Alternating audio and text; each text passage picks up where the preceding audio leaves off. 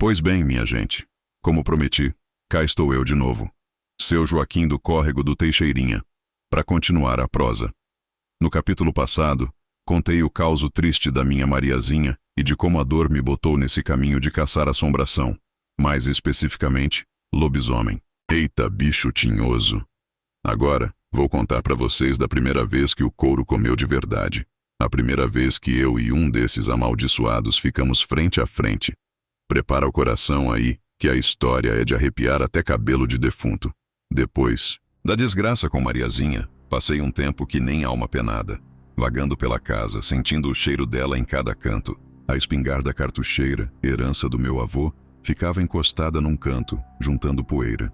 Mas a promessa que fiz no túmulo dela, debaixo do pé de manga, essa não empoeirava não. Queimava dentro de mim feito brasa de aroeira.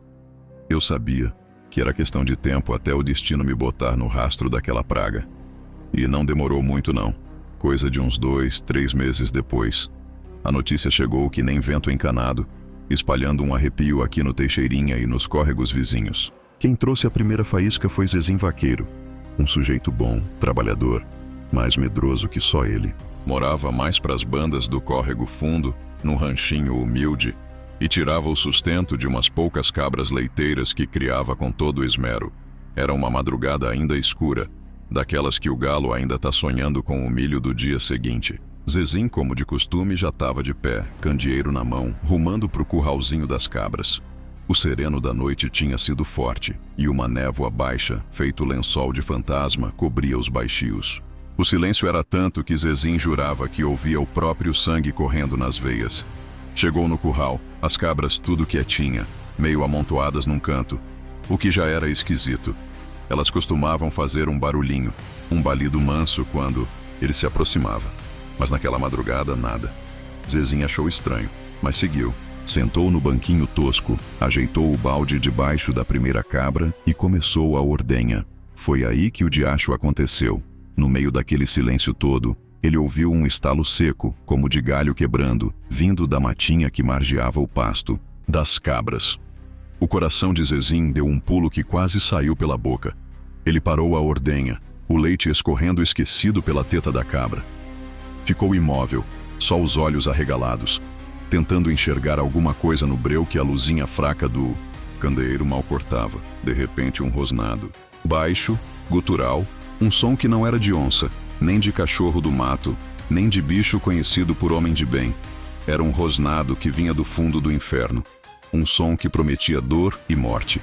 As cabras, coitadas, começaram a se agitar, a balir, desesperadas. Um cheiro forte de medo empesteando o ar do curral. Zezim, branco feito cera de vela, sentiu as pernas tremerem tanto que pensou que ia desabar ali mesmo. Ele levantou os olhos devagar, na direção de onde vinha o som, e foi aí que viu, no limite da escuridão com a luz bruxuleante do candeeiro, uma silhueta, grande, disforme, recurvada, com uns pelos escuros e eriçados que pareciam navalhas. Não dava para ver o rosto direito, mas 2 pontos brilhavam na escuridão feito brasas acesas, 2 olhos vermelhos que pareciam queimar a alma de quem olhasse. E o cheiro, senhor? Zezim disse que subiu um fedor de enxofre misturado com bicho. Podre, uma caatinga que embrulhava o estômago e fazia os olhos lacrimejarem. A criatura deu mais um passo para frente, arrastando umas garras que pareciam facões no chão de terra. Zezim não pensou 2 vezes. Largou o balde, candeeiro, cabra, tudo para trás e correu como se o próprio capeta tivesse lhe puxando pelos calcanhares. Correu sem olhar para trás, gritando por Nossa Senhora, pulando cerca, atravessando o mato, até chegar na primeira casa com luz acesa, a do compadre Firmino, já quase sem fôlego e com a voz sumida. A história de Zezim se espalhou feito fogo, em palha seca. De boca em boca, o caos foi ganhando mais detalhe, mais arrepio. Era um bicho enorme, peludo. Tinha dente que nem de tubarão, e os olhos eram 2 tochas de fogo. O medo se instalou no Teixeirinha. Mulher não saía mais no terreiro depois do sol se pôr. Homem trancava porta e janela mais cedo. E reza forte era o que não faltava nas casas.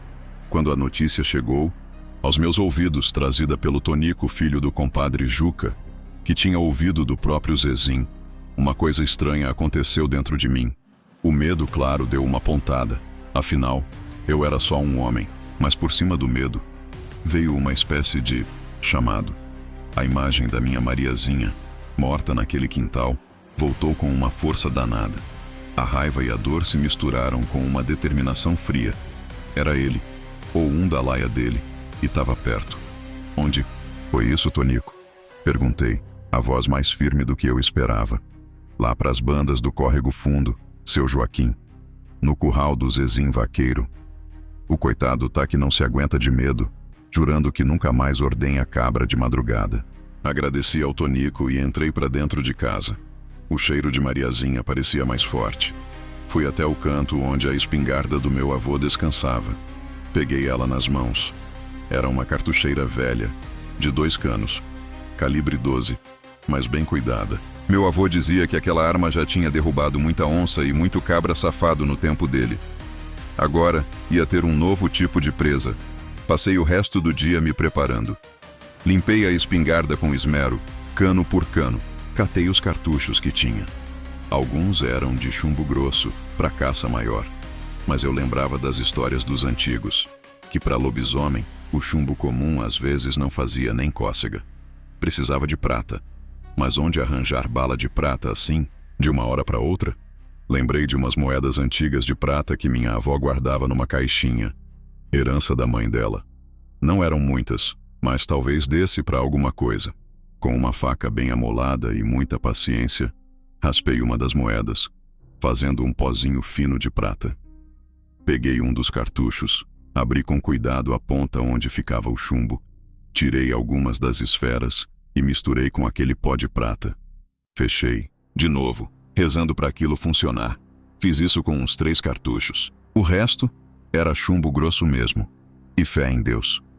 Também peguei meu facão de cortar mato, aquele que estava comigo na noite fatídica. Amoldei ele na pedra até o fio cantar. Levei um terço que foi da minha mãe, um crucifixo pequeno de metal, que Mariazinha me deu, e um punhado de sal grosso no bolso, que os antigos diziam que espantava coisa ruim. Ao entardecer, fui até a casa do Zezim vaqueiro. Ele ainda estava pálido, os olhos assustados. Pedi para ele me mostrar o lugar exato. Fomos até o curral. O cheiro ruim ainda pairava no ar, mais fraco, mais perceptível.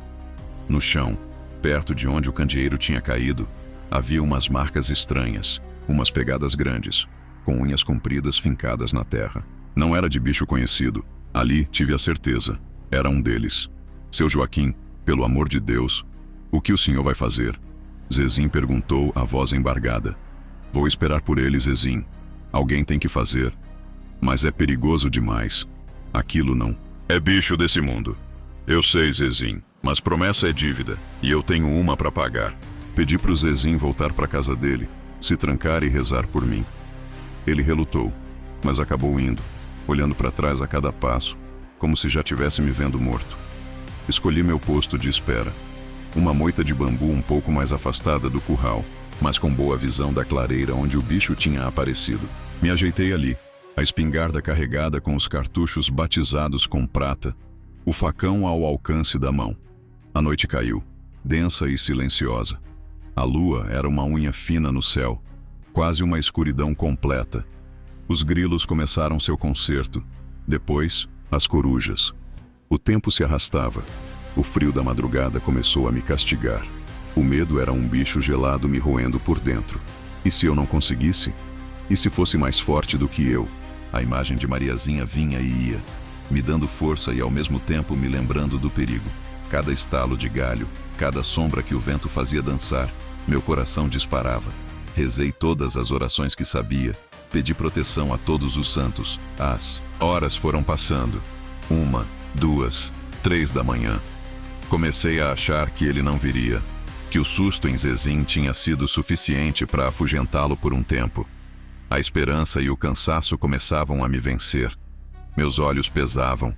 Foi quando, de repente, o silêncio se tornou absoluto. Até os grilos se calaram. Um arrepio percorreu minha espinha. Aquele mesmo cheiro azedo de bicho e enxofre voltou, fraco a princípio, depois mais forte, trazido por uma brisa gelada que não existia antes. Meu corpo todo ficou alerta. Segurei a espingarda com mais firmeza, o dedo no gatilho. E então, ele surgiu, da mesma matinha de onde Zezinho viu. Primeiro só uma sombra mais escura na escuridão. Depois, a forma se definiu. Era maior do que eu lembrava da descrição de Zezinho. Enorme, curvado, os braços longos quase arrastando no chão, terminando em garras que brilhavam pálidas a pouca luz. Os pelos eram grossos, escuros, eriçados como os de um porco-espinho, gigante. A cabeça era uma mistura medonha de lobo com algo mais primitivo, mais demoníaco. E os olhos?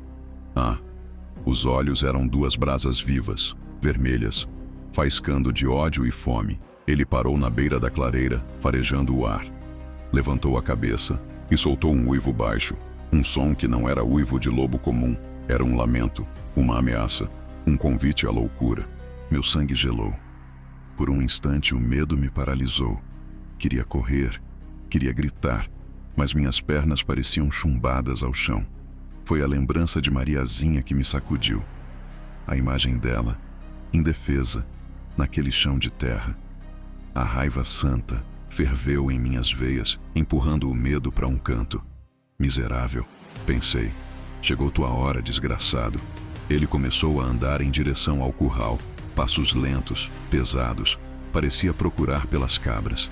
Era agora ou nunca. Respirei fundo. Mirei bem no meio daquele peito largo e peludo. Meu avô sempre dizia: no peito ou na cabeça, Joaquim, é onde o estrago é maior. Apertei o gatilho. O estampido da espingarda rasgou o silêncio da madrugada como um trovão. O recuo da arma quase me derrubou. A criatura soltou um urro gutural, uma mistura de dor e fúria, e cambaleou para trás, levando as mãos, ou patas, sei lá o que era aquilo, ao peito. Tinha acertado, mas o bicho era resistente. Em vez de cair, ele se virou na minha direção. Aqueles olhos vermelhos me encontraram na moita de bambu. O ódio neles parecia queimar. Ele rosnou, mostrando presas do tamanho dos meus dedos, e avançou na minha direção, rápido como um relâmpago, apesar do tamanho. Renego, gritei, mais para mim mesmo do que para ele. Disparei o segundo cano. O tiro pegou mais abaixo, numa das pernas. Ele urrou de novo, tropeçou, mas não parou. Vinha babando, rosnando, uma máquina de matar cega pela fúria. Não ia dar tempo de recarregar. Larguei a espingarda e puxei o facão. Era minha única chance. Quando ele saltou sobre mim, com aquelas garras prontas para me estraçalhar, eu me joguei para o lado, rolando no chão. O facão passou zunindo perto da minha cabeça. O fedor dele era insuportável. Caí de mau jeito, mas me levantei rápido. Ele se virou, mais ágil do que eu esperava para um bicho daquele tamanho. Veio para cima de novo. Eu não era homem de briga de facão, mas a necessidade faz o sapo pular. Cruzei o facão na frente do corpo, tentando me defender. As garras dele rasparam no aço, soltando faíscas. A força do impacto quase arrancou o facão da minha mão. Consegui desviar de um bote e, num movimento desesperado, cravei a ponta do facão na lateral do corpo dele, onde achei que seria a costela. Ele guinchou, um som agudo e horrível, e recuou um passo, o sangue escuro começando a manchar o pelo. Aproveitei a brecha. Corri para a espingarda, minhas mãos tremendo tanto que mal conseguia pegar os cartuchos no bolso. Consegui colocar um, o de chumbo grosso. Ele já vinha de novo, mancando um pouco, mas ainda terrivelmente perigoso. Mirei na cabeça, mas ele se mexia muito. Disparei. O tiro pareceu pegar de raspão no ombro dele. Ele urrou mais uma vez, mas dessa vez pareceu mais um urro de hesitação. De repente ele parou, me encarou por um segundo com aqueles olhos infernais, e então, tão rápido quanto apareceu, deu meia volta e se embrenhou na mata, sumindo na escuridão, deixando para trás um rastro de sangue e um cheiro de morte. Fiquei ali, parado, ofegante, o facão ainda na mão, a espingarda fumegando. O corpo todo doía. Tinha uns arranhões no braço, a roupa rasgada, mas eu estava vivo. E ele, ferido. Quando o primeiro raio de sol começou a clarear o céu, anunciando o fim daquela noite de pesadelo, eu ainda estava lá, exausto, mas com uma sensação estranha no peito. Não era alegria, não era alívio completo. Era a certeza de que a peleja tinha apenas começado. Mas eu tinha enfrentado o monstro. Eu tinha feito ele sangrar. Pela primeira vez desde a morte de Mariazinha, senti uma fagulha de propósito. Eu tinha uma guerra para lutar. E eu ia lutar. Por ela. Por todos os outros. O caçador de lobisomens tinha tido seu batismo de fogo e sobrevivido para contar a história. E aí, meu povo? Gostaram de ouvir como foi meu primeiro entrevero com a fera? Deu para sentir o cheiro da pólvora e o frio na espinha? Aquela noite no curral do Zezinho Vaqueiro marcou o começo de tudo. A primeira vez que mostrei para um lobisomem que aqui no Teixeirinha, filho feio não tem vez. Mas ó, se você caiu de paraquedas aqui e tá meio perdido, sem entender direito por que um veio como eu se meteu nessa vida de caçar assombração, faz o seguinte: volta lá e assiste o primeiro vídeo. Nele, eu conto todinha a história da minha saudosa Mariazinha e de como a dor da perda acendeu essa chama de vingança e justiça aqui no peito. Clica aí no card ou no link da descrição para não perder o fio da meada. Agora, segura a curiosidade, porque no próximo capítulo a coisa vai ficar ainda mais intrigante. Fiquei sabendo de um zum lá pras bandas do Córrego Seco. Diz que o Zé das Almas, um benzedor conhecido por lá, que já tinha fama de dar uns sumiços misteriosos, noite adentro, apareceu todo estropiado no quintal de casa, com uns ferimentos que ninguém sabia explicar direito. Justo depois da minha briga com o lobisomem. Será coincidência? Ou será que o tal Zé das Almas não é quem diz ser quando a lua cheia aparece?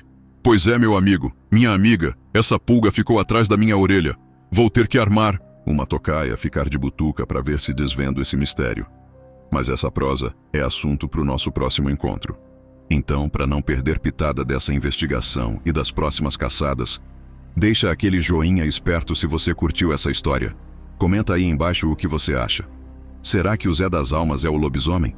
Já viu coisa parecida?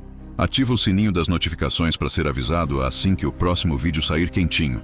Compartilha com os amigos, com a família, com todo mundo que gosta de um bom causo do sertão e de um mistério de arrepiar. E o mais importante, se inscreve no canal para não perder nenhum capítulo da saga do Seu Joaquim. Conto com vocês pra gente desvendar junto os segredos dessas noites do Vale do Jequitinhonha. Um abraço do Seu Joaquim e até a próxima.